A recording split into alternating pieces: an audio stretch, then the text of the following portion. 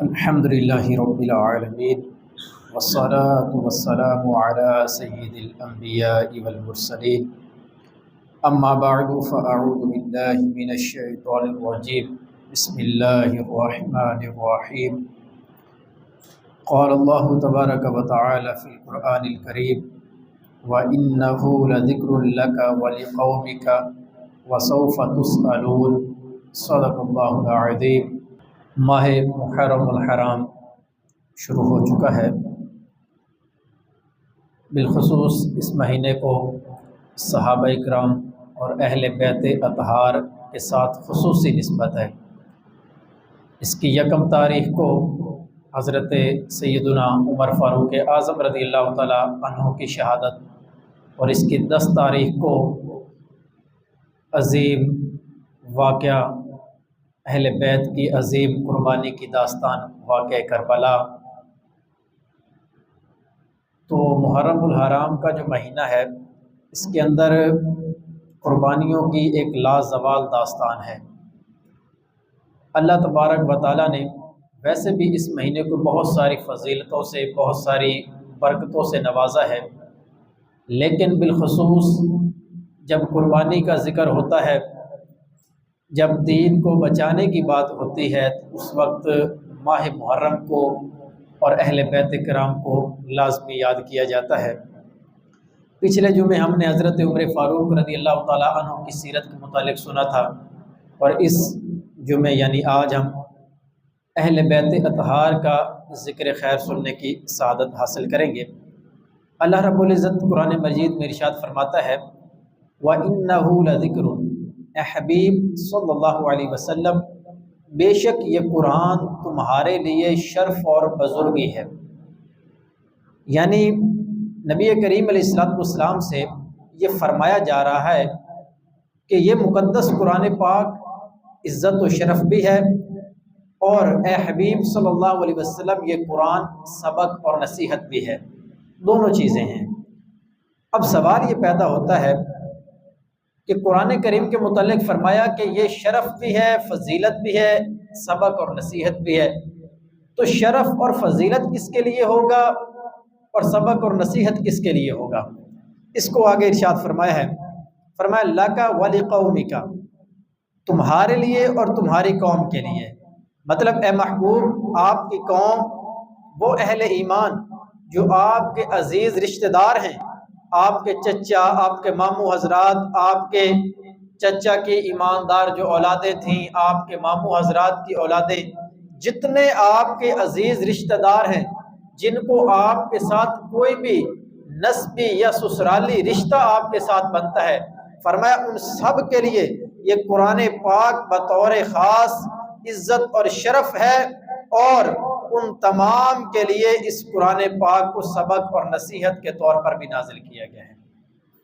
یعنی نبی کریم علیہ السلام کے جو رشتہ دار ہیں، جس کو بھی نسبی لحاظ سے، رشتے کے لحاظ سے نبی کریم علیہ السلام کے ساتھ نسبت ہو گئی، چاہے وہ رشتہ نسبی لحاظ سے ہو چاہے وہ سسرالی لحاظ سے ہو، کوئی بھی رشتہ ہو، جب نبی کریم علیہ السلام کے ساتھ کسی کا تعلق بن گیا رشتے کے لحاظ سے، تو فرمایا یہ مقدس قرآن بطور خاص آپ کے لیے اور آپ کی قوم کے لیے شرف اور عزت بھی ہے اور سبق اور نصیحت بھی ہے۔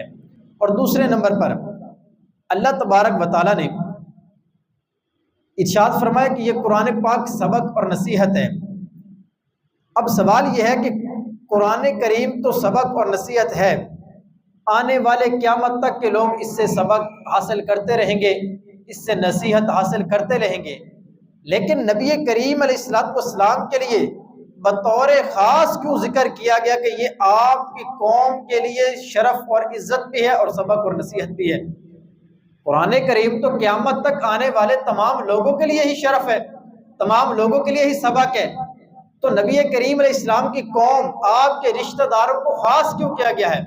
علماء کرام فرماتے ہیں اس کی وجہ یہ ہے کہ نبی کریم علیہ السلام کو اللہ تبارک و تعالی نے جب اپنے محبوبیت کے لیے خاص فرمایا تو خاص شرف آپ کو اور آپ کے رشتہ داروں کو عطا فرمایا۔ ہم تمام جو لوگ قیامت تک آنے والے ہیں، ہمیں یہ شرف اور فضیلت نبی کریم علیہ السلام اور آپ کے رشتہ داروں کے صدقے میں ملا ہے۔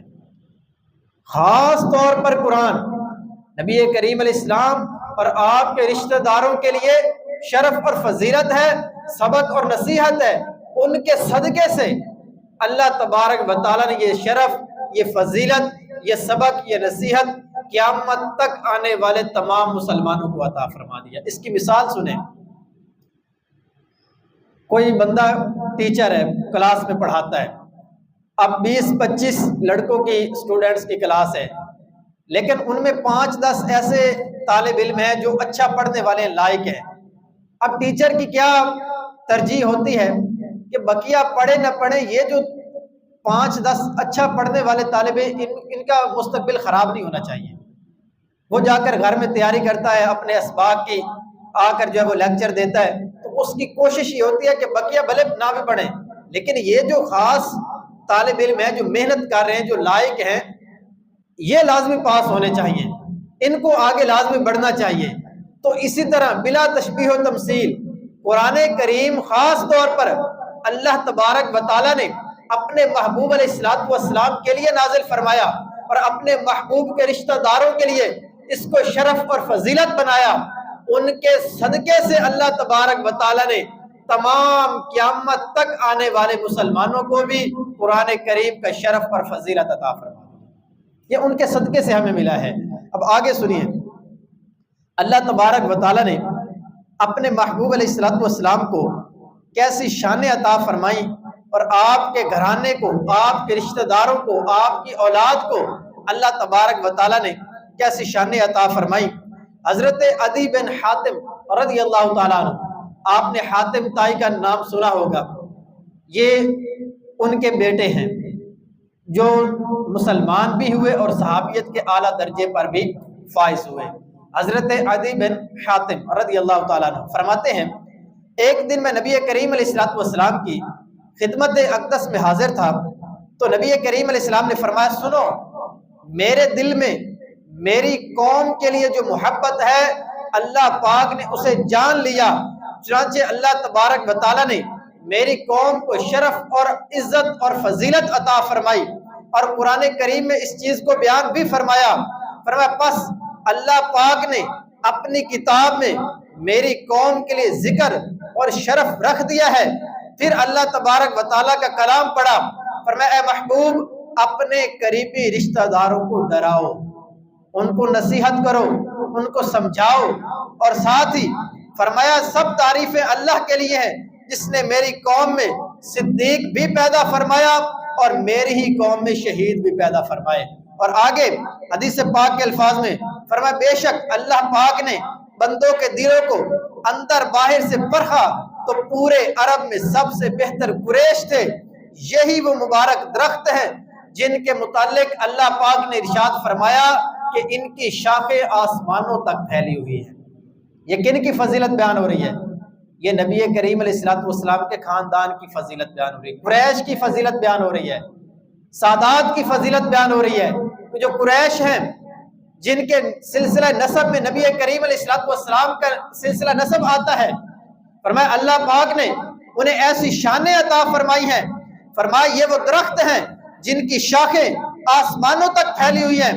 مزید فرمایا اللہ پاک نے قریش کو مزید یہ شرف عطا فرمایا کہ ان کے متعلق مکہ پاک میں پوری سورت نازل فرمائی جس میں سوائے ان کے کسی اور کا نام تک نہیں لیا گیا۔ سورہ قریش، لإیلاف قریش، یہ نبی کریم علیہ السلام کے خاندان کی فضیلت میں نازل ہوئی، اور اس پوری سورت کے اندر کسی اور کا نام تک نہیں لیا گیا، اور فقط نبی کریم علیہ السلام کے خاندان قریش کی فضیلت اللہ تبارک و تعالیٰ نے اس سورت کے اندر بیان فرمائی۔ اور آخر میں کیا فرمایا؟ فرمایا یہ قرآن کریم کی واحد مکمل سورت ہے جو قریش کے ذکر سے ہی شروع ہوتی ہے اور انہی کے ذکر پر ختم ہوتی ہے۔ اس پوری سورت میں قبیلہ قریش کے علاوہ کسی کا ذکر تک نہیں کیا گیا۔ حضرت عدی بن حاتم رضی اللہ تعالیٰ عنہ فرماتے ہیں کہ میں نے پھر مشاہدہ کیا کہ جب بھی نبی کریم علیہ السلام کے سامنے قریش کا ذکر خیر کیا جاتا تو آپ اتنے خوش ہو جاتے کہ آپ کے چہرہ پاک پر اس خوشی کے آثار واضح دکھائی دیتے تھے۔ یعنی آپ کے خاندان کا جب بھی آپ کے سامنے ذکر کیا جاتا تو نبی کریم علیہ السلام اتنے خوش ہوتے، اتنے مسکراتے کہ آپ کے چہرہ انور پر اس خوشی کے آثار دیکھے جاتے۔ نبی کریم علیہ السلام کو اپنے خاندان سے بہت محبت ہے، اور اللہ تبارک و تعالیٰ نے آپ کے صدقے میں آپ کے خاندان کو، بنو ہاشم کو، قریش کو بہت زیادہ فضیلت اور شرف عطا فرمایا ہے جو کائنات کے اندر کسی اور کو نصیب نہیں ہوا۔ یہ وہ فضیلت ہے کہ جب بھی قریش کا کوئی بچہ پیدا ہوتا ہے تو بچپن سے یہ فضیلت لے کر پیدا ہوتا ہے، قیامت تک کسی اور کو یہ شرف نہیں مل سکتا۔ ان کو کیوں ملا؟ نبی کریم علیہ السلام کی نسبت کی وجہ سے۔ صحابہ اکرام کو شرف ملا نبی کریم علیہ السلام کی نسبت کی وجہ سے، اہل بیت کو شرف ملا نبی کریم علیہ السلام کی نسبت کی وجہ سے۔ تو ہم اگر صحابہ سے محبت کرتے ہیں تو وہ بھی نبی کریم علیہ السلام کی وجہ سے کرتے ہیں، ہم اہل بیت سے محبت کرتے ہیں تو وہ بھی نبی کریم علیہ السلام کی نسبت کی وجہ سے کرتے ہیں۔ ان کی ذات کی وجہ سے محبت نہیں ہے، بلکہ محبت اس وجہ سے ہے کہ ان تمام حضرات کو نبی کریم علیہ السلام کے ساتھ نسبت حاصل ہو گئی ہے۔ صحابہ بنے نبی کریم علیہ السلام کے دامن سے وابستہ ہونے کے بعد، اہل بیت کو شرف ملا نبی کریم علیہ السلام کے خاندان میں ہونے کی وجہ سے۔ جب ان تمام کو شرف اور فضیلت ملا ہی نسبت مصطفیٰ کی وجہ سے ہے تو ہم جس سے بھی محبت کریں گے تو ان کی ذات کی وجہ سے نہیں کریں گے بلکہ نسبت مصطفیٰ کی وجہ سے کریں گے۔ جب شرف ملا ہی ان کی وجہ سے ہے تو محبت بھی پھر ان کی وجہ سے ہوگی۔ حدیث پاک کے اندر نبی کریم علیہ السلام نے خود اپنے خاندان کی فضیلت کو، اپنے خاندان کے جو شرف ان کو ملا ہے اس کو خود بیان فرمایا ہے۔ حدیث پاک میں فرمایا، میں نے جعفر طیار کو جنت میں فرشتے کی صورت میں اڑتے ہوئے دیکھا۔ حدیث پاک کے الفاظ ہیں، اور فرمایا جبکہ ان کے دونوں کٹے ہوئے بازوؤں کے نشانات سے خون ٹپک رہا تھا۔ اور آگے کیا فرمایا؟ فرمایا میں نے زید بن ثابت رضی اللہ تعالی عنہ کو جعفر طیار سے کم رتبہ میں دیکھا۔ یعنی جنت میں نے جعفر طیار کو دیکھا لیکن زید بن ثابت کو بھی ساتھ ہی دیکھا، لیکن ان کا درجہ ان سے تھوڑا کم تھا۔ نبی کریم علیہ السلام کا خیال یہ نہیں تھا کہ زید بن ثابت کو جعفر طیار سے کم رتبہ ملے گا، تو حضرت جبرائیل علیہ السلام نے عرض کی آپ کا خیال بالکل حق ہے، زید بن ثابت حضرت جعفر طیار سے رتبہ میں کم نہیں ہے، لیکن وجہ یہ ہے کہ حضرت جعفر طیار کا ایک درجہ اس لیے بلند ہے کیونکہ وہ آپ کے رشتہ دار ہیں۔ یعنی شرف، فضیلت حضرت جعفر طیار کو بھی ملی اور شرف اور فضیلت حضرت زید بن ثابت کو بھی ملی۔ دونوں کو نبی کریم علیہ السلام نے جنت میں دیکھا، لیکن جعفر طیار کا ایک درجہ بلند تھا۔ اس کی وجہ کیا ہے؟ اس کی وجہ حضرت جبرائیل علیہ السلام نے بیان کی کہ جعفر طیار کا ایک درجہ اس وجہ سے بلند ہے کیونکہ وہ نبی کریم علیہ السلام کے رشتہ دار ہیں، ان کو نبی کریم علیہ السلام کے ساتھ نسبت حاصل ہو گئی ہے، رشتے کے لحاظ سے نسبت مل گئی، تو اللہ تبارک و تعالیٰ نے اس رشتے کی وجہ سے ان کو ایک درجہ مزید فضیلت عطا فرما دی۔ یہ ہے نبی کریم علیہ السلام کی رشتہ داری کی فضیلت۔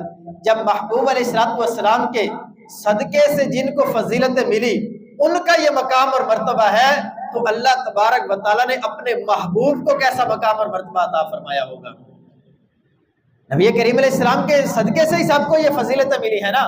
جب ان کو اتنا مقام اور مرتبہ ملا تو نبی کریم علیہ السلام کو خود اللہ تبارک و تعالیٰ نے کیسا مقام اور مرتبہ عطا فرمایا ہوگا۔ اب آپ دیکھیں نبی کریم علیہ السلام کے ساتھ جس کو نسبت حاصل ہو جاتی ہے، پھر صحابہ کرام علیہ رضوان ان کا کتنا ادب اور احترام کرتے ہیں۔ یعنی نبی کریم علیہ السلام کے رشتہ دار آپ کے ساتھ جن کو خونی رشتے کی نسبت حاصل ہو گئی تو صحابہ کرام ان کا ادب کیسے کرتے تھے۔ اب روایت سنیے اور صحابہ کرام کی اہل بیت کے ساتھ محبت جو ہے اس کا اندازہ لگائیں۔ حضرت عمر فاروق رضی اللہ تعالیٰ عنہ کا دور خلافت ہے، مال غنیمت آیا ہے، حضرت عمر فاروق رضی اللہ تعالیٰ عنہ مسلمانوں کے درمیان اس مال غنیمت کو تقسیم فرما رہے ہیں۔ صحابہ کرام آ رہے ہیں اپنا حصہ لے کر جا رہے ہیں۔ اتنے میں حضرت سیدنا امام حسن مجتبی رضی اللہ تعالیٰ عنہ تشریف لائے۔ حضرت عمر فاروق رضی اللہ تعالیٰ عنہ نے انہیں خوش آمدید کہا، ان کو عزت اور احترام دیا اور 1000 درہم یعنی چاندی کے سکے ان کی خدمت میں پیش کر دیے۔ پھر تھوڑی دیر کے بعد حضرت سیدنا امام علی مقام امام حسین رضی اللہ تعالیٰ عنہ تشریف لائے تو حضرت عمر فاروق رضی اللہ تعالیٰ عنہ نے ان کو بھی عزت اور احترام دیا اور 1000 درہم ان کی بارگاہ میں پیش کر دیے۔ ان کے بعد آئے عبداللہ بن عمر رضی اللہ تعالیٰ عنہ جو حضرت فاروق اعظم رضی اللہ تعالیٰ عنہ کے بیٹے بھی ہیں اور صحابی رسول بھی ہیں۔ حضرت عمر فاروق رضی اللہ تعالیٰ عنہ نے انہیں 1000 درہم کی بجائے 500 درہم دیے۔ تو حضرت عبداللہ بن عمر رضی اللہ تعالیٰ عنہ نے کہا کہ اے امیر المؤمنین، اے میرے ابا جان، حسنین کریمین جب بالکل بچپن میں تھے میں اس وقت نوجوانی کی حالت میں جہاد کیا کرتا تھا، کفار کے ساتھ میں جہاد میں شریک ہوتا تھا، لیکن ان کو 1000 درہم اور مجھے 500 درہم، اس کی وجہ کیا ہے؟ تو حضرت عمر فاروق رضی اللہ تعالیٰ عنہ ان کے دل کے اندر جو اہل بیت کی محبت تھی، جو اہل بیت کی محبت کا سمندر ان کے دل کے اندر موجود تھا، وہ ٹھاٹھے مارنے لگا۔ تو حضرت عمر فاروق رضی اللہ تعالیٰ عنہ آپ نے فرمایا بالکل آپ نے درست کہا ہے کہ آپ نے نبی کریم علیہ السلام کے زمانے میں جنگوں میں حصہ لیا ہے، آپ نے جہاد بھی کیے ہیں، لیکن وجہ یہ ہے کہ جائیں پہلے حسنین کریمین کے والد جیسا والد لے کے آئیں، پھر میں آپ کو 1000 درہم پیش کر دوں۔ یہ بات کون کر رہا ہے؟ یہ والد اپنے بیٹے سے گفتگو کر رہا ہے۔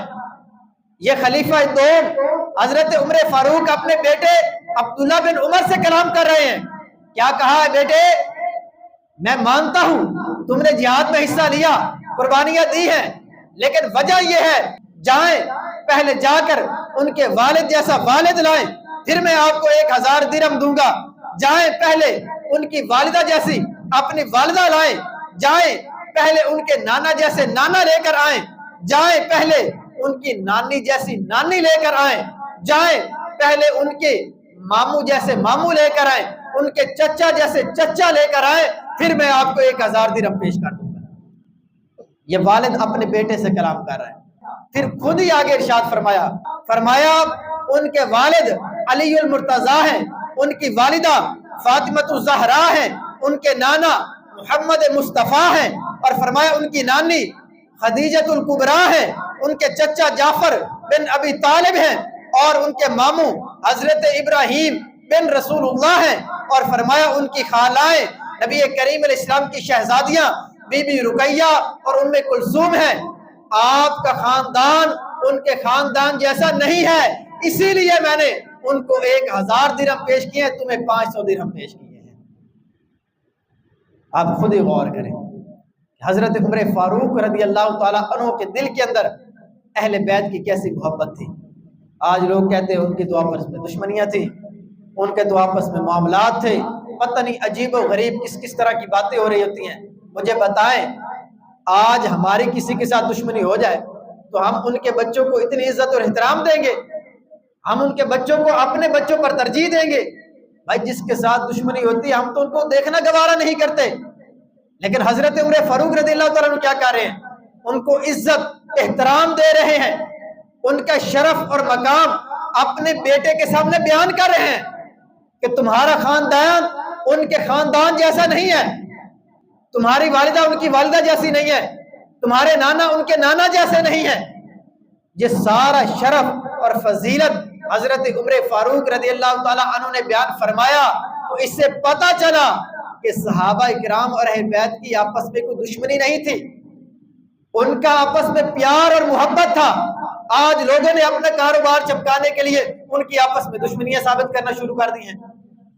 ان کے آپس میں پتہ نہیں کیسے کیسے معاملات تھے، وہ ایک دوسرے کو دیکھنا گوارا نہیں کرتے تھے۔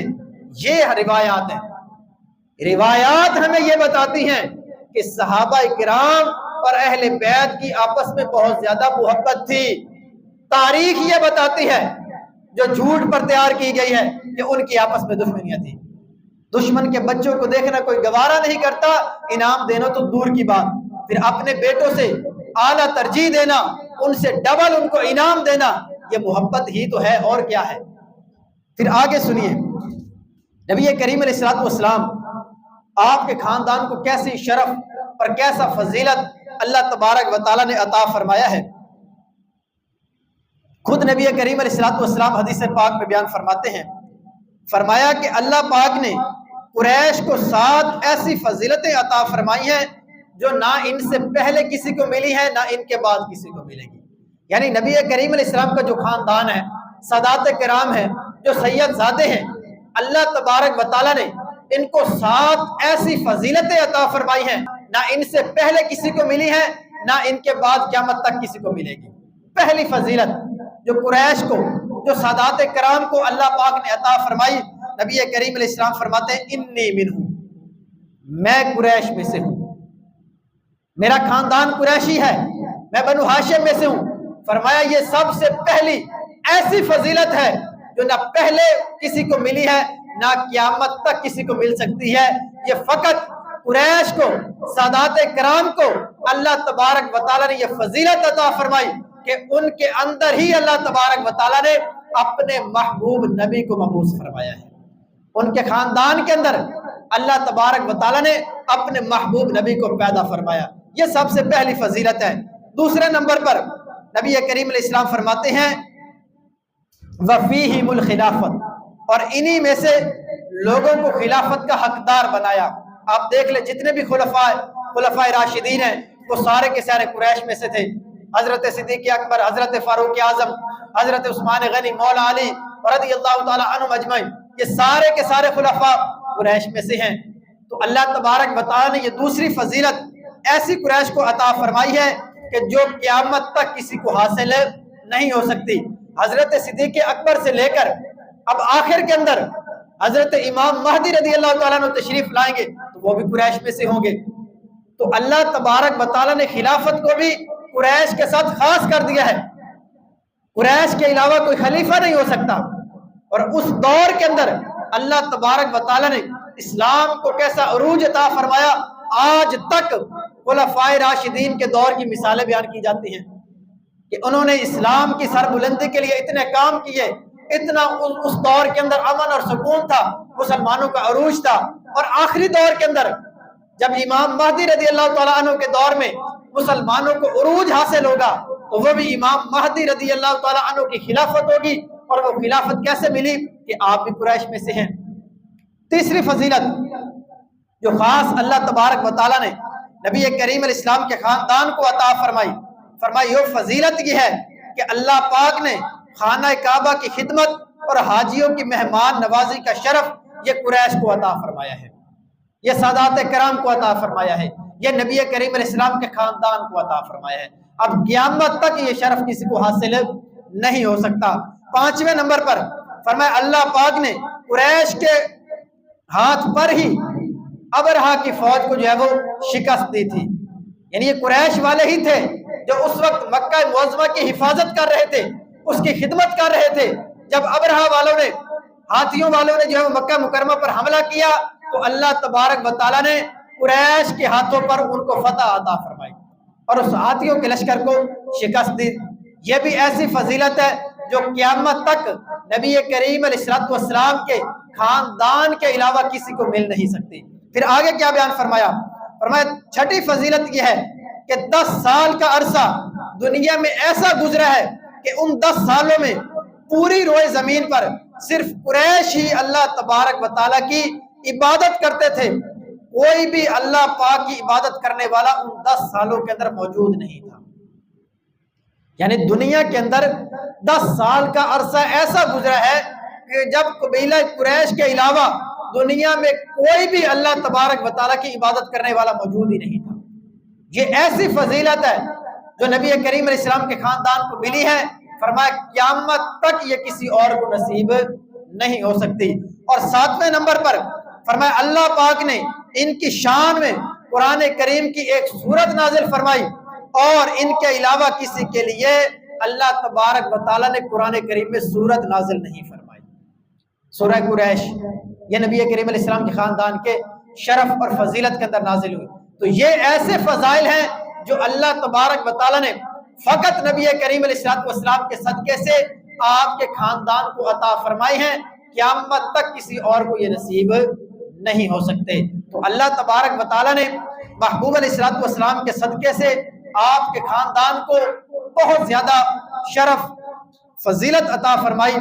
ہمارا یہ کام بنتا ہے بحیثیت امتی کہ ہم نبی کریم علیہ السلام کے گھرانے کی جو سادات کرام ہیں، سید صاحبان ہیں، ان کی عزت کریں، ان کا احترام کریں، تاکہ اس عزت احترام کی وجہ سے اللہ تبارک و تعالی ہماری بھی قبر و حشر جو ہے وہ روشن فرما دے۔ ایک حدیث پاک میں نبی کریم علیہ السلام ارشاد فرماتے ہیں کہ روز قیامت قریش جو ہوں گے وہ سب لوگوں سے آگے ہوں گے، اور اگر قریش کے اترا جانے کا خیال نہ ہوتا کہ ان کے دل میں تکبر آ جائے گا، تو نبی کریم علیہ السلام فرماتے ہیں میں انہیں بتا دیتا کہ ان کے نیک لوگوں کے لیے اللہ تبارک و تعالیٰ نے کیسا کیسا اجر و ثواب تیار کیا ہے۔ یہ فضیلت کیوں ملی؟ نبی کریم علیہ السلام کی نسبت کی وجہ سے۔ اور خود نبی کریم علیہ السلام ارشاد فرماتے ہیں جو قریش کی یعنی نبی کریم علیہ السلام کے خاندان والوں کی سادات کرام کی بے ادبی کرتا ہے تو نبی کریم علیہ السلام فرماتے ہیں اللہ تبارک و تعالیٰ اسے ذلیل و رسوا فرما دے گا۔ فرمایا جو میرے خاندان والوں کی، قریش والوں کی ذلت و رسوائی چاہے گا، ان کو ذلیل کرنا چاہے گا، تو اللہ تبارک و تعالیٰ اسے ذلیل فرما دے گا۔ تو گویا نبی کریم علیہ السلام نے اس چیز کو بیان فرما دیا کہ قیامت تک میرے خاندان والوں کی عزت کرتے رہنا، اللہ تبارک و تعالیٰ اس عزت کرنے کی وجہ سے تمہیں بھی دنیا اور آخرت میں عزت اور فضیلت عطا فرما دے گا۔ یہ سب کچھ ملا ہی ان کے صدقے سے ہے، تو اللہ تبارک و تعالیٰ ان کی عزت کرنے کا کیسا شرف عطا فرمائے گا۔ آخر کے اندر سادات کرام کی بارگاہ میں ہاتھ جوڑ کر یہی عرض کرنا ہے کہ قرآن آپ کے گھر میں نازل ہوا، نبی کریم علیہ السلام پر اللہ پاک نے قرآن نازل کیا، آپ ان کے خاندان میں سے ہیں، اللہ تبارک و تعالیٰ نے آپ کو یہ شرف اور فضیلت عطا فرمائی کہ قیامت تک کسی کو مل نہیں سکتا۔ اسی آیت کے آخر میں اللہ تبارک و تعالیٰ نے کیا فرمایا؟